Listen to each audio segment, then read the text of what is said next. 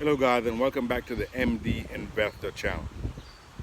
Channel where we talk about personal finance, setting goals, achieving goals, taking responsibility for our financial life, educating our children, educating ourselves so we can break the cycle of generational poverty. If this is your first time visiting the channel, welcome. Let your friends, family know about the MD Investor. On YouTube, it's MD Investor. On Instagram, MD Investor1. On Instagram, the videos are only about 60 seconds. So if you want to finish the rest of the video, come over to YouTube at MD Investor. So that's MD space Investor. Today's topic is, how do I teach my children about different forms of income? How do I teach my children about different forms of income? It's a very important topic because growing up, if you're like me, a lot of us only learned of one way to make a living, as they would say. One way to make money. You want to make money? Go get a job. You want to make more money? Go get a second job. So active income was the only way that we were taught, right? But now, with all the information out there, we know that we realize that there are two types of income. There's active income and there's passive income. Active income is the one that we are familiar with, but there's a much better one known as passive income. I think the good way to go through this is an example, right? Now, say for example, you are hungry, you go to McDonald's, right? You get your Big Mac, fries, soda, apple pie, you supersize it, all that. Working in the McDonald's, the person making your food is an employee, right? They're earning W-2 income. So they work, they make money. Like a lot of us. They don't work, they don't make money. So they're getting an hourly rate, right? That is the way most of us have ever been taught or experienced about making an income. In that McDonald's, in that example,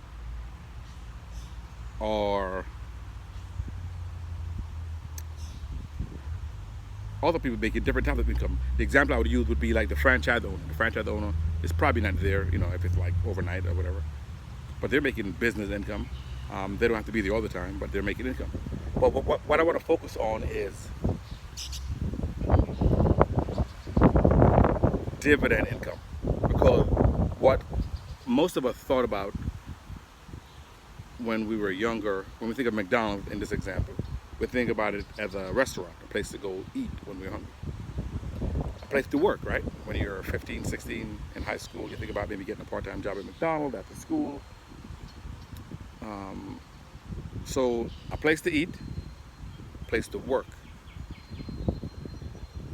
But McDonald's is also a publicly traded company.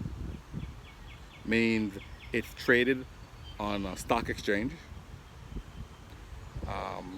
and you can become a part owner. So think about it. If you are a McDonald's investor, because you can own stocks of McDonald's by buying it in your brokerage account and become a part owner, and thereby you could make money that way as well, right? One way you can make money is, say for example, you bought McDonald's at $200 a share. McDonald's goes up to $300 a share. So you bought it at 200, it goes up to 300. That difference between 200 and 300 is $100 profit. They call that price appreciation. You sell it and you get that $100 back from your brokerage account into your checking account. You made $100 in profit. The second way you can also make money is from dividends. Dividends are basically payment from the company from their profits given out to shareholders. They're not guaranteed, but as long as the board of directors approves it, you get it. McDonald's pays a dividend, so that's the other way you can make income. This income is passive, right? You don't have to go to work, you don't have to flip burgers. It is passive. Now,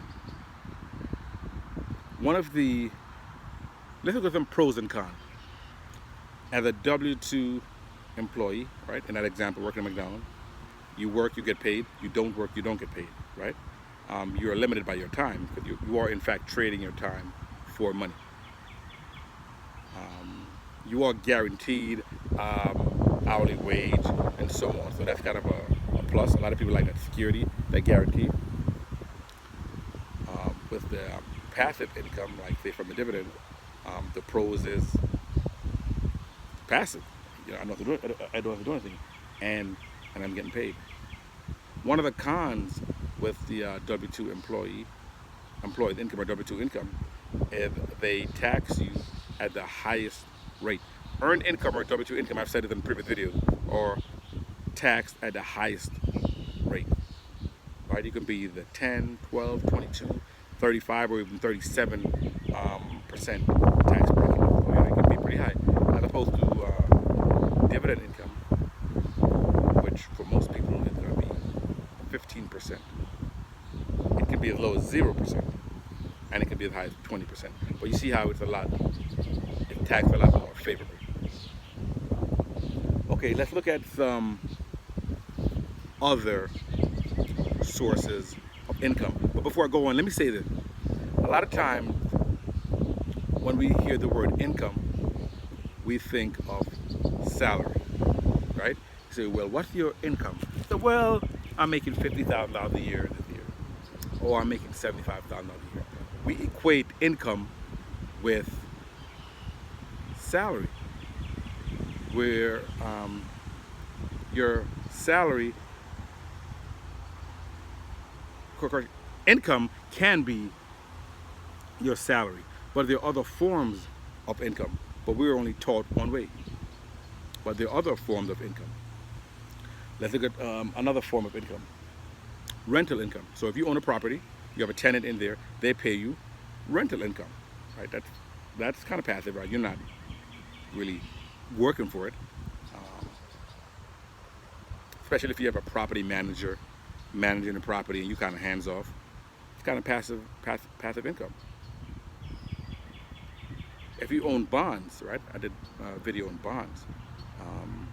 You can invest in bonds and you get paid in interest, right? They use your money for a set amount of years. They pay you interest, whether it's 4%, 5%. That's passive, right? You're not doing anything for that. And that's similar to notes, right? Where you can loan money to other people, and that's called a note, right? You put down the term. It's going to be for 3 years, how much I'm lending to you, and the interest I'll be paid, and what happens if I don't give. So, you know, there's things called peer-to-peer lending, right? Where you can invest in notes. Another form of income is royalties, right? So if you write a book, or you act in a movie, or you write a song, and that's used, they have to pay you royalties, right? Because that's your intellectual property. You made that. You can make a. You could be in a sitcom or a movie, and whenever that movie is played, it could be 5 years, 10 years later, and you're still getting paid from royalties. Quick example would be like Friends, Seinfeld.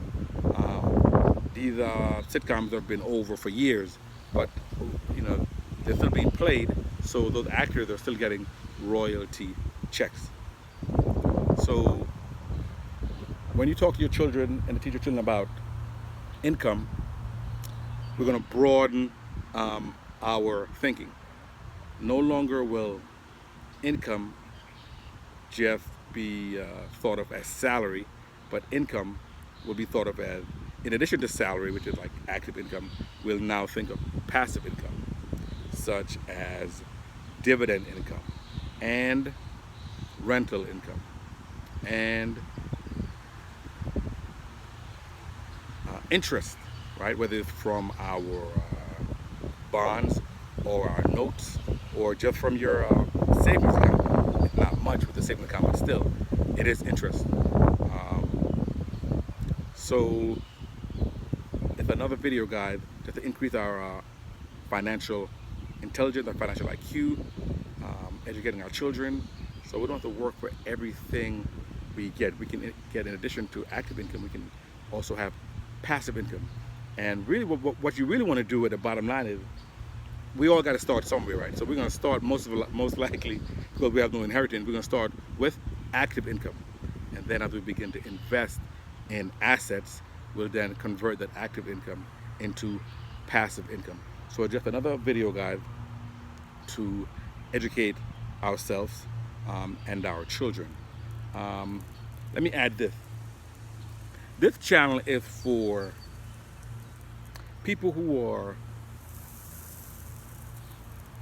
sick and tired of doing the right things, study hard, went to school, doing all the right things, but not really getting ahead because we haven't been taught. Now we're taking a responsibility and teaching ourselves. Okay, so that's what this channel is for. People who want to educate themselves and get ahead financially, teaching their children, and break the cycle of generational poverty. And we will see you on the next one.